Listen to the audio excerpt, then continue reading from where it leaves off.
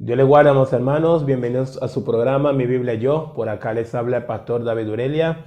Y hoy vamos a estar compartiendo un tema que lo quise titular Textos fuera de contextos. Este va a ser el tema que vamos a estar tratando en este video y en varios videos también. Quiero tomar algunos videos para analizar a la luz de la misma palabra de Dios algunos textos que en el día de hoy lo escuchamos de manera recurrente desde los púlpitos. Son textos que en un sentido se han vuelto prácticamente cabalísticos o como que si tuviesen alguna connotación mágica, y vemos que continuamente los predicadores, los pastores y inclusive los hermanos entre ellos utilizan estos textos como si fuera una herramienta de fortaleza, como si fuera la llave para destrabar alguna situación o simplemente para levantar el ánimo o simplemente bueno, no sé, para crear una expectativa de un futuro próspero, de un futuro bendecido para estas personas. Ahora, el tema está que la palabra de Dios, cuando nosotros entendemos verdaderamente lo que es la palabra de Dios, tenemos que hacer hincapié que la palabra de Dios con un solo texto por sí misma no se sostiene, y es por eso que la Biblia nunca nos ha hablado de textos. Para hacerle un poco de historia teológica, el día de hoy o para este tiempo es que nosotros tenemos la Biblia en textos, capítulos y versículos, ¿verdad? Que sean los textos, pero cuando la Biblia pues estaba siendo inspirada por Dios, cuando los más de 40 autores estaban escribiendo la revelación de Dios, no venía en un texto o no venía en un capítulo, sino que era un tomo, eran párrafos y párrafos, hojas y hojas unidas, y allí estaba expresada la voluntad de Dios. ¿Qué significa eso? Que la Biblia realmente fue inspirada por Dios, fue concebida por Dios como un libro doctrinal, como un libro doctrinal. ¿Cuál es la relevancia que tiene que sea un libro doctrinal? Pues que es un libro que no depende de una sola palabra, sino es la conexión de todo lo que está allí que realmente trae el beneficio espiritual por la cual Dios la creó y nos la dejó, su bendita palabra. Es decir, cuando nosotros vemos el día de hoy que dentro de las iglesias los cristianos del siglo XXI piensan que pueden vivir con un texto. Yo he escuchado, a veces usted ve que el vocabulario del cristianismo moderno ha ido cambiando mucho de lo que realmente es el vocabulario de los primeros cristianos o de los creyentes que vemos en las escrituras. El día de hoy yo veo que cristianos dicen, hermano, dame una palabra. Dicen así, hermano, dame una palabra. O yo voy a la iglesia porque necesito una palabra. Ahora, entiéndase que a lo mejor algunos de los que dicen este tipo de frases, lo que están dando a entender es que quieren escuchar la voz de Dios. Si esa es la connotación, pues está bien, es correcto. Pero algunos simplemente lo dicen como pensando que una palabra, y algunos van hasta más allá, ¿no? Algunos dicen una palabra profética, y es como que todo el mundo está sentado en la iglesia no esperando recibir doctrina. No, mucha gente el día de hoy no va a la iglesia, vamos a estudiar la palabra de Dios, no, sino que ellos van simplemente esperando que en el servicio, pues el predicador les suelte a ellos una palabra. Pero cuando revisamos las escrituras, descubrimos que la Biblia no solo nos quiere dar una palabra, no. La Biblia quiere que nosotros la tengamos completa en la armonía doctrinal que ella tiene y que nos toca a nosotros estudiarla, nos toca a nosotros profundizar en ella para realmente saber la voluntad de Dios para mi vida, para nuestra vida. Lo que fue la voluntad de Dios para Israel no es lo que es la voluntad de Dios para la iglesia.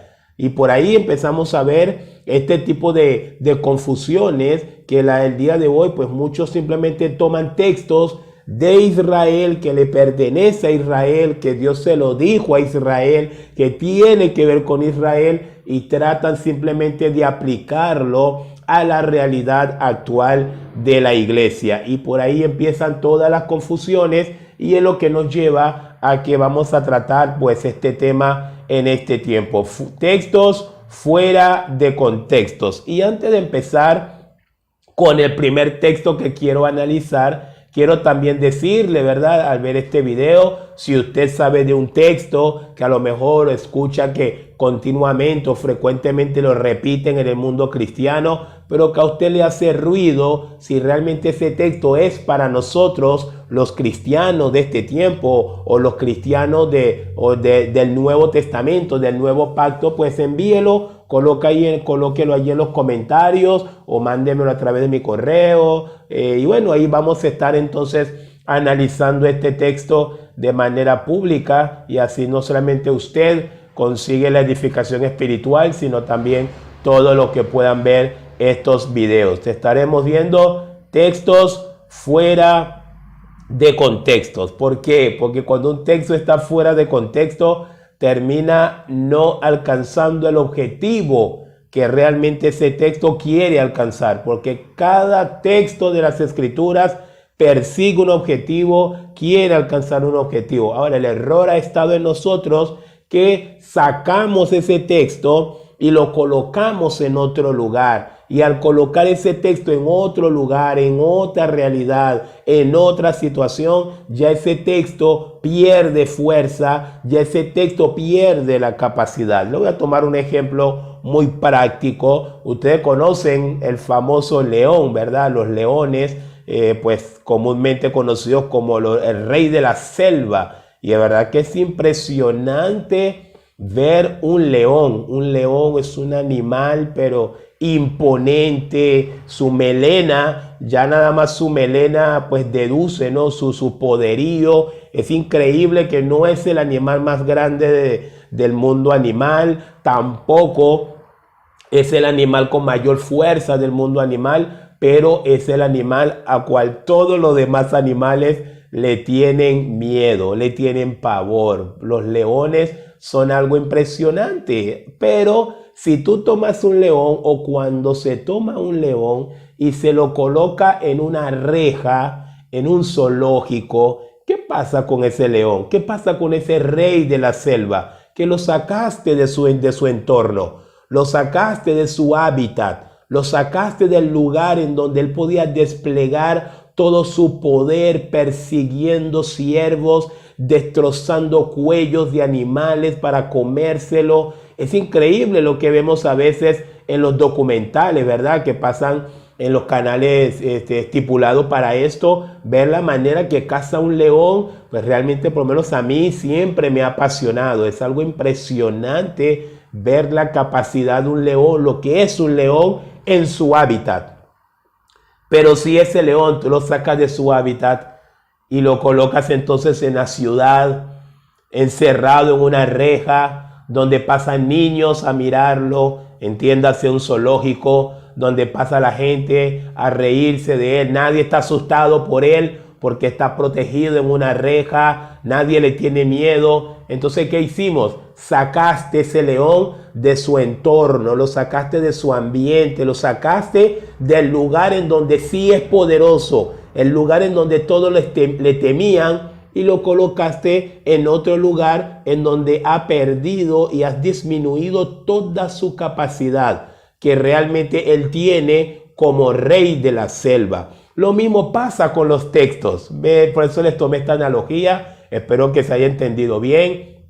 Lo mismo pasa con los textos. Al explicar los textos fuera de contextos, No quiero que en ningún momento usted piense, pero es que el hermano David está diciendo que ese texto, todo lo que está en la Biblia sirve. Sí, todo lo que está en la Biblia sirve, claro que sí. Toda la escritura es inspirada por Dios y útil para enseñar, para corregir, para redarguir y para instruir en justicia. Pero también sigue diciendo ese mismo texto, a fin de que el hombre de Dios sea perfecto. Es decir, uno de los objetivos, o por decir el principal objetivo de la Biblia, de la inspiración de la Biblia, es que el hombre alcance la perfección delante de Dios. Que el hombre sea perfecto, enteramente preparado para toda buena obra. Pero eso no lo vamos a lograr si solamente le estamos dando a los hermanos domingo a domingo un texto, pero un texto fuera de contexto. Y es por eso que en primer lugar nuestro Señor Jesucristo decía en Mateo capítulo 4 cuando se enfrentó a Satanás, porque no solo de pan vivirá el hombre, sino de un texto, dice. No, ¿verdad? No dice de un texto, dice sino de toda palabra que sale de la boca de Dios. Acá Jesús lo está dejando bastante claro. El hombre, el cristiano, no necesita un texto de la palabra de Dios. Necesita entender y comprender toda la escritura en la armonía, en el sentido que realmente Dios quiere que se entienda su palabra. Pero también nos dice el apóstol Pablo, cuando Pablo estaba reunido con los pastores en Éfeso, despidiéndose, porque Pablo iba rumbo a Jerusalén sin saber lo que le habría de acontecer. Pablo le dice a estos pastores, a estos líderes, le dice, mis manos están limpias, mi conciencia está tranquila, porque en todo este tiempo que estuve con ustedes, no me negué en ningún momento a enseñarles todo el consejo de Dios. Miren qué interesante, ¿no? Pablo dice, nunca me negué y me apliqué, me esforcé para enseñarles todo el consejo de Dios. Es decir, ese tema el día de hoy de un texto, una palabrita, y muchos pastores el día de hoy, el púlpito se ha convertido como una especie de lugar de cabalístico, como una especie de lugar místico. Y yo he visto inclusive reuniones a través de videos, inclusive de manera hasta presencial cuando estaba en Venezuela. He visto inclusive servicios en donde el pastor, en medio de todo este montón de show y de situaciones que ellos van creando en torno al culto, ¿quién está preparado para recibir una palabra? Y los hermanos, amén, amén. ¿Quién está voy a soltar la palabra, voy a soltar la palabra. Hermano, prepárese porque voy a soltar la palabra. ¿Cuántos están preparados? Y es como que se va creando una sensación de que el hombre de Dios va a soltar algo de su boca, que es lo que nosotros necesitamos, o es lo que los hermanos están esperando, que ese pseudo apóstol o ese pseudo profeta o ese pastor desubicado, que también hay muchos el día de hoy, que ese pastor desubicado entonces suelte un texto de su boca porque es la que los hermanos están recibiendo. Pues aunque suena muy espiritual, aunque suena muy impactante tener que ir domingo a domingo a una iglesia y estar ahí frente al altar como esperando la migaja de un texto, eso no es bíblico.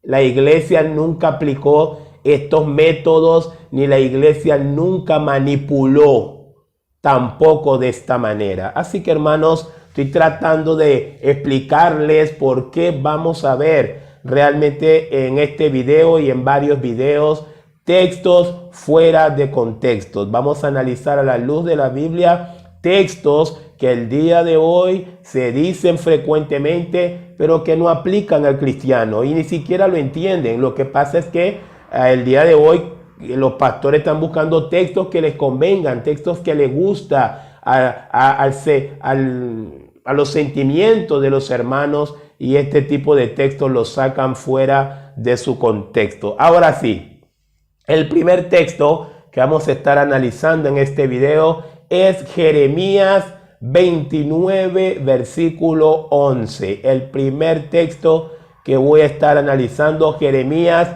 29, 11.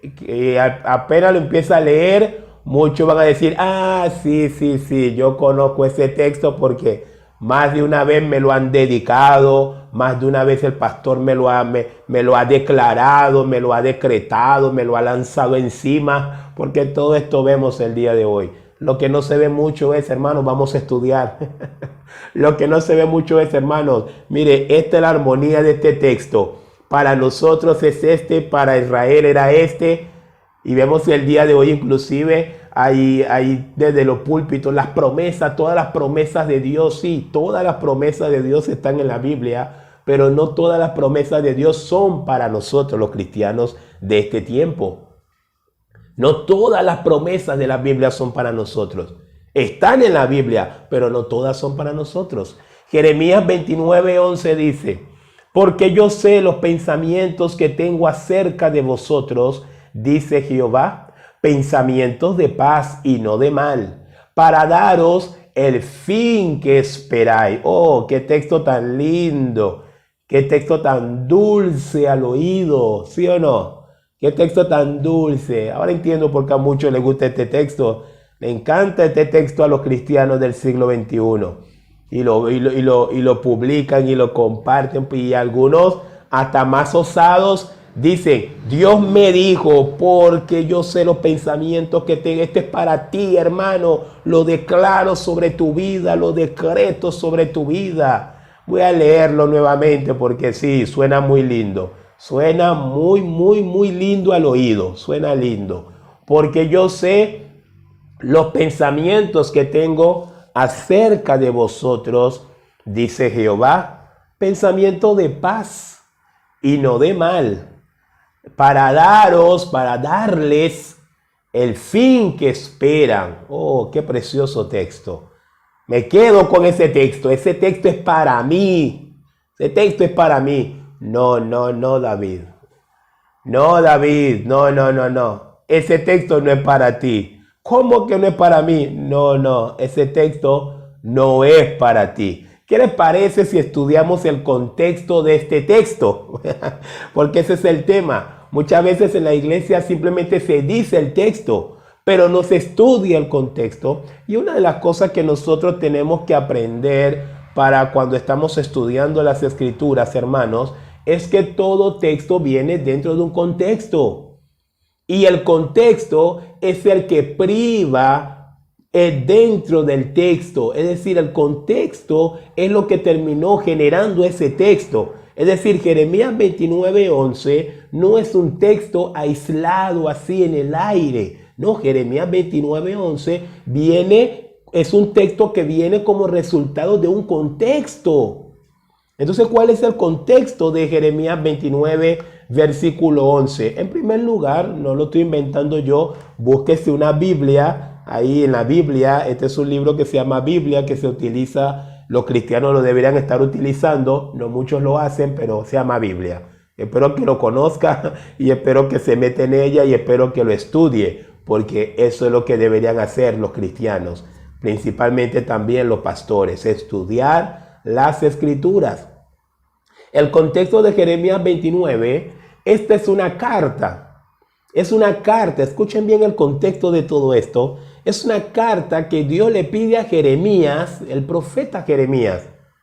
Si usted en algún momento ha estudiado la vida de Jeremías, lo que fue el ministerio de Jeremías, yo creo que no hay un predicador más frustrado que Jeremías. Y cuando digo frustrado, es por la cantidad de años que Jeremías pasó predicándole a un pueblo terco, a un pueblo de dura cerviz, cuando ya el pecado de los judíos llegó hasta el colmo delante de Dios. Dios decidió que se iban a cautiverio y a Babilonia. Pero aún así, Dios en su misericordia envió a Jeremías, levantó a Jeremías, hijo del sacerdote Hilcías, para que Jeremías empezara a predicar el evangelio, el mensaje de arrepentimiento para ver si se evitaba, para ver si ese cautiverio a Babilonia se hubiese podido evitar, pero el pueblo necesitaba arrepentirse. El pueblo necesitaba dejar la adoración a falsos ídolos, al dios Quemos. El pueblo necesitaba salir de la vanidad en la cual estaban viviendo. El pueblo necesitaba se habían convertido ellos a todos los ídolos paganos que estaban alrededor de ellos. Y ahí estaba Jeremías. Las ceremonias, estaban violando el Shabbat, estaban haciendo de todo el pueblo. Y ahí estaba Jeremías como un predicador de la verdad, predicando y predicando, y no lo querían oír. Varias veces intentaron matar a Jeremías. Una vez lo tiraron en un pozo, que el pobre hombre se salvó porque el pozo no tenía agua. Y así vemos una vida tan tremenda que llevó este profeta predicándole a un pueblo terco. Pero también algo que caracterizaba al pueblo judío de los días de Jeremías, era que era un pueblo que también en medio de ellos había un montón de falsos profetas. Jeremías varias veces tuvo un encuentro frontal con ellos. Un montón de falsos profetas. Cuando Jeremías llegaba y Jeremías decía, Dios está llamando al arrepentimiento, aparecían los falsos profetas y decían, mentira Jeremías, si nosotros estamos bien, Dios nos quiere bendecir.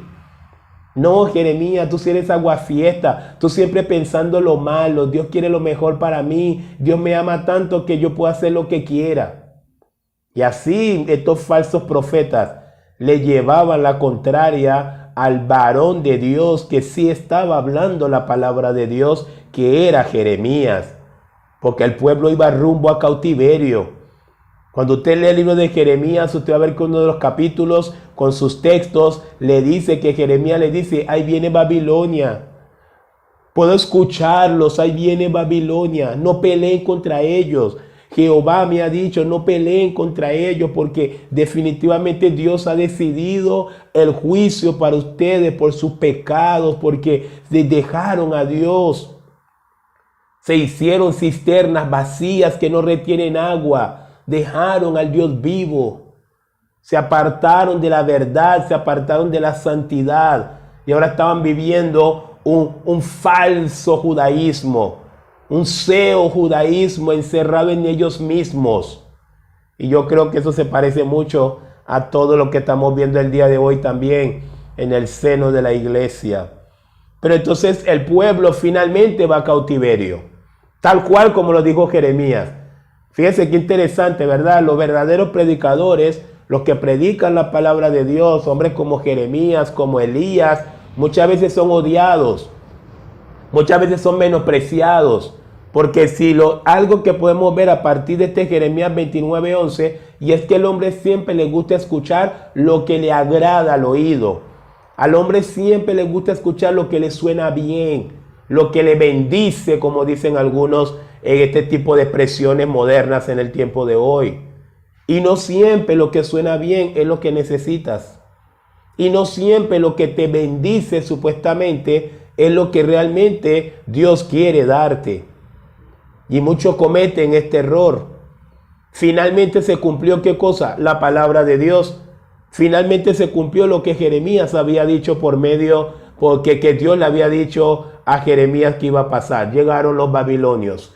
Llegó Nabucodonosor con su terrible y poderoso ejército, y así Jeremías, sentado probablemente en una roca, vio como todo lo que Dios le había dicho estaba sucediendo. La matanza fue increíble, increíble la matanza. Los muros de Jerusalén fueron reducidos a ceniza, y el pueblo de Dios iba a un nuevo cautiverio, o a un primer cautiverio, porque antes habían sido esclavos en Egipto. Antes habían sido esclavos en Egipto por 430 años, pero ahora iban por 70 años a Babilonia como consecuencia de sus pecados. Iban a cautiverio. Entonces, como ya el pueblo estaba allá, Jeremías, estando desde Jerusalén, Dios inspira a este predicador, profeta, para que pueda enviar una carta a los cautivos. Entonces, de ahí empieza el contexto de Jeremías 29:11. Es una carta que Jeremías envía a los cautivos que están ya en Babilonia, ya están en castigo, ya están bajo juicio de Dios, ya están. Entonces la carta, una de las cosas que dice la carta, por lo menos el versículo 4 de Jeremías 29, que a lo mejor muchos no lo leen porque nada más todo el mundo sale corriendo y se engancha en el 29:11, pero hay que aprender a leer el contexto de los textos, hermanos. Hay que aprender a leer el contexto de los textos. Deje la flojera. Deja de estar simplemente siendo puntualista y llegar y a buscar un texto puntual, que es la que usted necesita según el deseo, no sé, extraño de su corazón. Hay que aprender a buscar el contexto de los textos para que podamos entender lo que realmente nos quiere decir la palabra de Dios.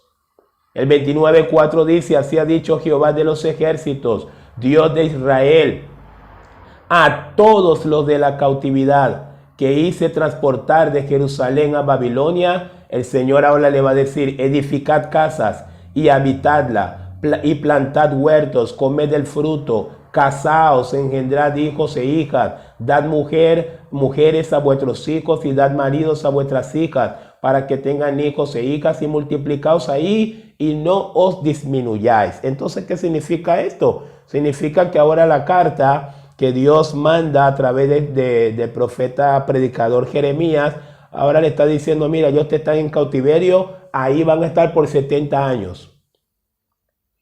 Ahí van a estar por 70 años, así que bueno, nada, compren casa, instálense, tengan hijos, vivan su vida, porque van a estar por 70 años, van a estar en Babilonia. ¿Cómo qué? Consecuencia de sus pecados. Y el Señor le está diciendo a ellos: no se pongan no se amarguen, no piensen como no, van a estar acá 70 años, así que traten de acomodarse lo mejor que puedan. Traten de acomodarse lo mejor que puedan. Pero mientras el Señor le dice eso, el Señor le profetiza a los judíos, el Señor le profetiza a los que están en cautiverios en Babilonia, lo que va a pasar, los planes que Dios tiene a futuro con ellos, después que salgan de el cautiverio. Es decir, tienen que pasar 70 años para que entonces se cumpla lo que Dios quiere seguir haciendo con ellos. Voy a seguir leyendo. Y dice, el versículo 7 dice: y procurad la paz de la ciudad a la cual os hice transportar, y rogad por ella a Jehová, porque en su paz tendréis vosotros paz. Es decir, traten también de orar, ¿verdad? Para que en Babilonia haya paz, que no haya guerra, que no haya una nación más poderosa que Babilonia que les venga a invadir, porque si eso pasa, pues ustedes también van a ser afectados. Es lo que está diciéndole el Señor acá al pueblo judío. Sigo leyendo. Versículo 8. Porque así ha dicho Jehová de los ejércitos, Dios de Israel: no os engañen vuestros profetas. Amén. No os engañen vuestros profetas que están entre vosotros, ni vuestros adivinos, ni atendáis a los sueños que soñáis. Interesante, ¿no? Versículo 9. Porque falsamente os profetizan ellos en mi nombre. ¿Cuál era la falsa profecía o esas falsas profecías que estos falsos profetas estaban diciéndole a los cautivos que estaban en Babilonia? ¿Saben cuál era esa falsa profecía? Nos vamos mañana. Dios nos libera mañana. Dios me dijo que la semana que viene regresamos a Jerusalén.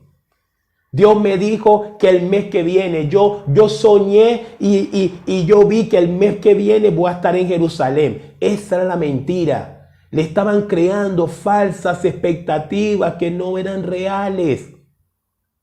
Y lo mismo pasa el día de hoy cuando se utiliza este texto fuera de su contexto. Cuando vienen los pastores, cuando vienen los predicadores y le dicen a los hermanos, porque Jeremías 29:11 dice, porque yo sé los pensamientos que tengo acerca de vosotros, pensamientos de paz, pensamientos de... Y sacan ese texto fuera de contexto que no tiene nada que ver. No tiene nada que ver con nosotros en este tiempo. Este texto no tiene que ver nada con la iglesia.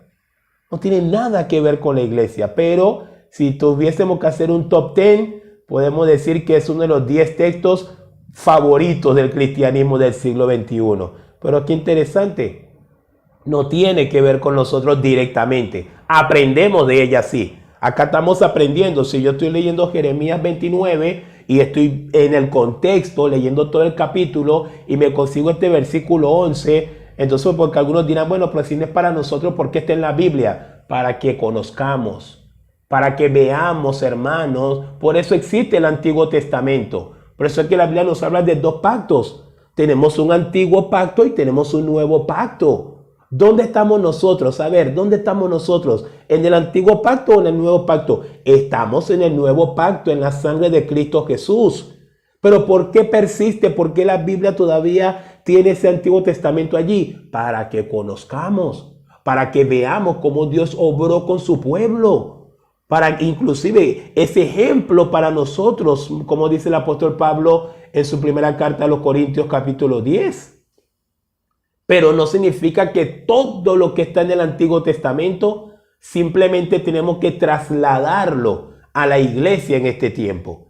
Eso lo hacen los que sacan los textos fuera de contextos. Así que el Señor también les advierte a ellos que tengan cuidado con estos soñadores, que tengan cuidado con estos falsos profetas que andan diciendo, Dios me dijo que el mes que viene regresamos a Jerusalén. Dios me dijo que la semana que viene volvemos a ser libres. Y Dios lo que está más bien es totalmente colocando los pies sobre la tierra al pueblo judío, a Judá. Le está diciendo, no se engañen. Porque inclusive cuando estudiamos a profundidad este texto, había muchos judíos que al llegar a Babilonia no querían comprar casas, no querían vivir, no querían comprar nada, estaban amargados, no sé, tenían muchos problemas, porque en la mente de ellos pensaban que tenían que salir de Babilonia lo más rápido posible. Pero Dios le está diciendo, no, olvídense de eso. Lo que está pasando porque lo determiné yo. El Dios Todopoderoso lo determinó. Y Dios le dijo, ustedes van a estar acá 70 años. Así que es muy probable que los que entraron a Babilonia en cautiverio, en el primer lugar, ya estaban claros que en Babilonia iban a morir. Entonces el Señor le dijo, no, mire, no importa, tengan hijos, casen a sus hijos, casen a sus hijas, multiplíquense, eso sí, no disminuyan, multiplíquense. Me encanta eso que dice el Señor. Sí, en medio de las pruebas, las dificultades, pero Dios les mandó a ellos a multiplicarse. Síganse multiplicando aunque están en Babilonia en cautiverio. El versículo 10, que es donde ya empieza todo, el contexto del 11, llega la parte del 11, pero el 10 dice, porque así dijo Jehová. Cuando en Babilonia, escuchen esto, porque este es el contexto del texto. Versículo 10 dice, porque así dijo Jehová, cuando en Babilonia se cumplan los 70 años, yo los voy a visitar y despertaré sobre vosotros mi buena palabra para hacerlos volver a este lugar. Es decir, van a regresar nuevamente a Jerusalén después de 70 años. Pero ¿qué dice el Señor? Inclusive, de cuando se cumplan los 70 años, es que yo los voy a visitar. Por ahora ustedes se quedan allí. Son 70 años de castigo por haberme dado la espalda. Así tan sencillo. Pero cuando se cumplan los 70 años, yo los voy a visitar, y dice que interesante, y yo voy a despertar, va a haber una resucitación espiritual de parte de Dios al pueblo por medio de su palabra. Y ahí en el versículo 11, El Señor le está explicando esto, dándole a entender sus planes que tiene para ellos. Dice, y despertaré sobre vosotros mi buena palabra para haceros volver a este lugar. Versículo favorito, místico, especial número 11. Dice, porque yo sé los pensamientos que tengo acerca de vosotros, dice Jehová, pensamiento de paz y no de mal, para darles el fin que esperáis. Ahí está el texto. Pero ¿cuál es el contexto? El contexto de Jeremías 29:11, entonces, ¿cuál es? Es el Señor adelantándoles o diciéndoles al pueblo judío que está cautivo en Babilonia, cuáles son sus planes a futuro con ellos. Qué interesante, con ellos.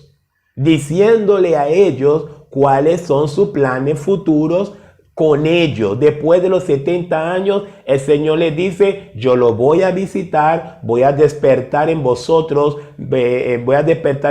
mi buena palabra y bueno, vamos a volver a establecer alianza. Entonces, eso es, hermanos, lo que significa Jeremías 29:11. No tiene nada que ver con nosotros, no es un texto motivador, no es un texto motivador, no es un texto para hacerle creer al cristiano que Dios, no, esto tiene que ver con el pueblo judío. El Señor le adelanta los planes al pueblo judío que está cautivo en Babilonia. Cuando pasen los 70 años, yo los voy a visitar, van a regresar a Jerusalén y vamos a establecer nuevamente alianza. Es decir, si yo cometo reemplacismo, ¿qué es reemplacismo? Reemplacismo es cuando yo tomo un texto que no es para mí y quiero aplicarlo a mi vida, cuando ya la Biblia me enseña que no es para mí. Entonces, si algunos quieren aplicar Jeremías 29, versículo 11 a sus vidas, significa que todavía son esclavos. Significa que entonces están todavía en la esclavitud espiritual, tomando el ejemplo del pueblo judío, porque el pueblo judío en ese momento estaba en esclavitud, en cautiverio en Babilonia.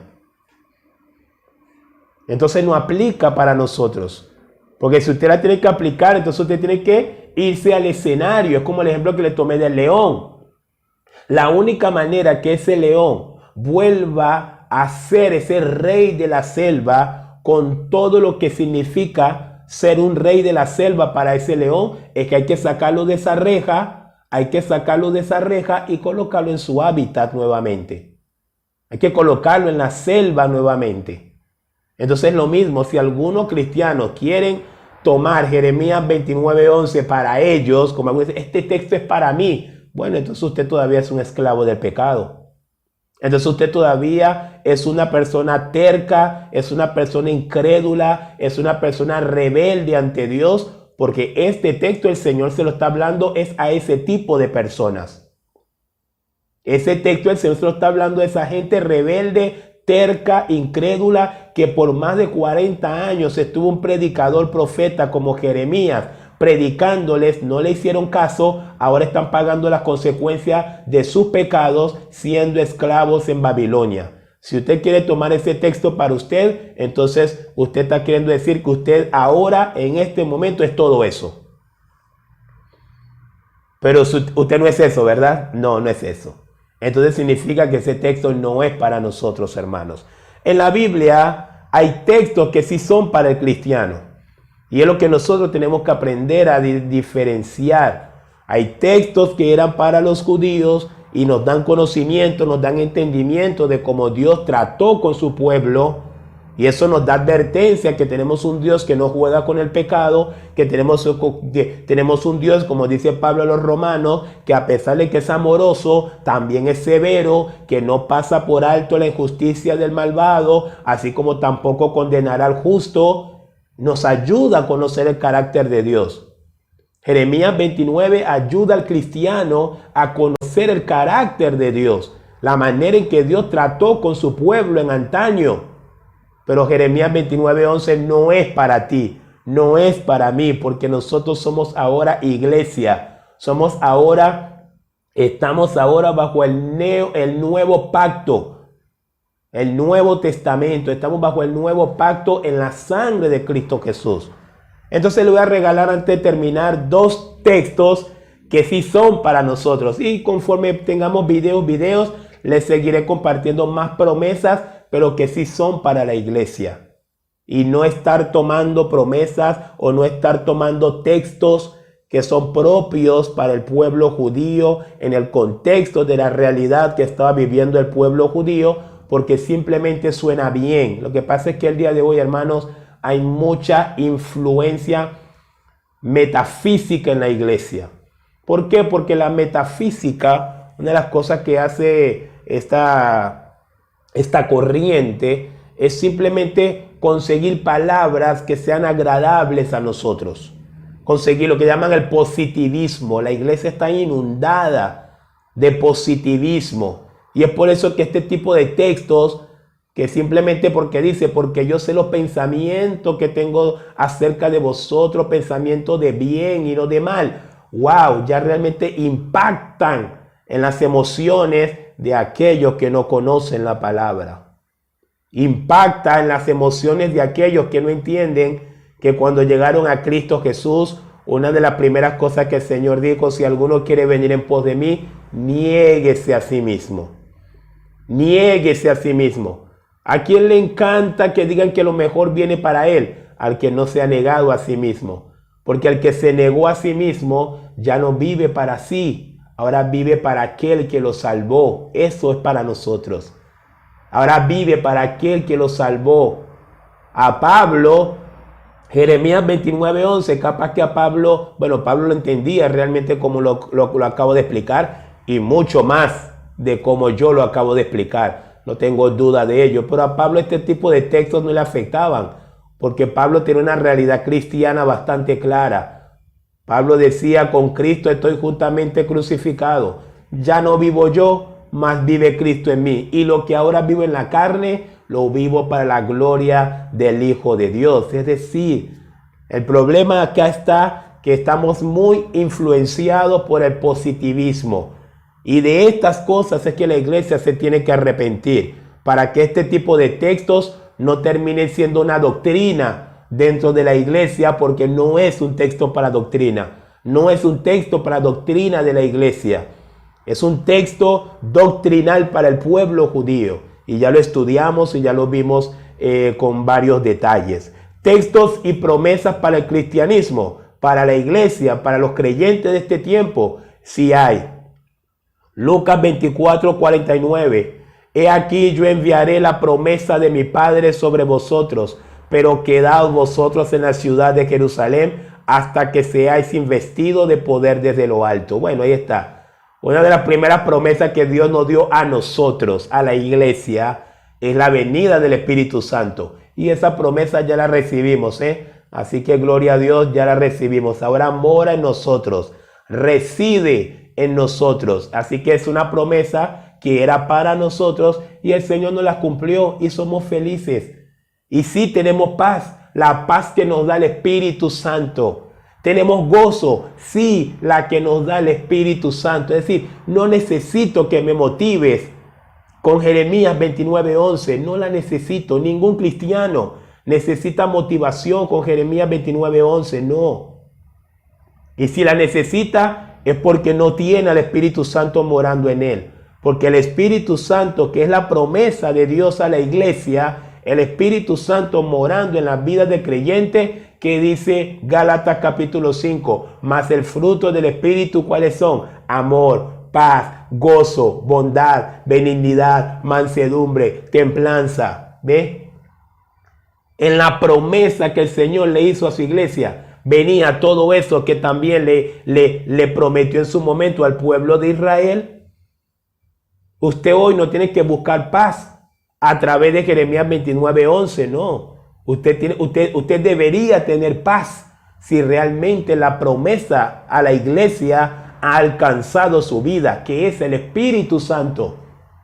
Desde que el Espíritu Santo vino a residir, vino a vivir en la vida de cada cristiano, ya el cristiano no depende de palabras motivadoras.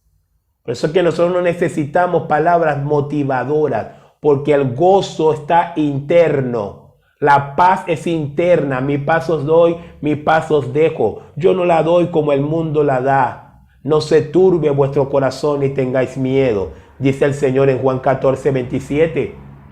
Pero hay otra promesa también.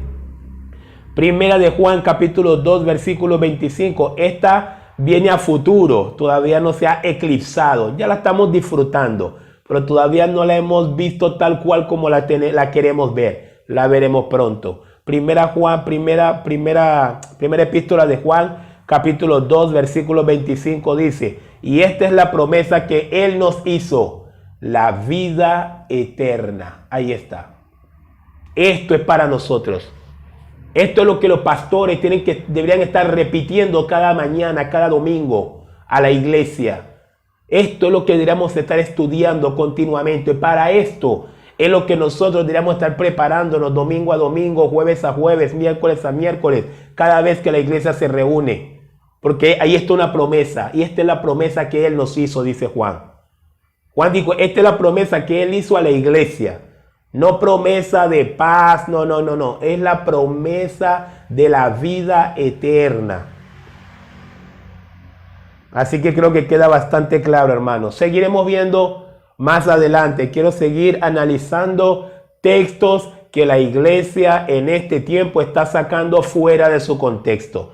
Así que si usted conoce algún texto que por ahí andan sacando fuera de contexto, envíelo, colóquelo ahí en los comentarios o escríbame al privado y allí pues vamos a estar estudiando, porque es necesario, hermanos, que podamos conocer la verdad para ser libres, pero también necesitamos perseverar en la doctrina bíblica y dejar de andar sacando textos fuera de contextos. En conclusión, usar textos fuera de contextos está mal, porque no produce ninguna repercusión espiritual en nuestras vidas, pero sí crea una falsa distorsión de promesas que eran para otros y nosotros la hemos tomado para nosotros. Así que no eran para nosotros, eran para otros.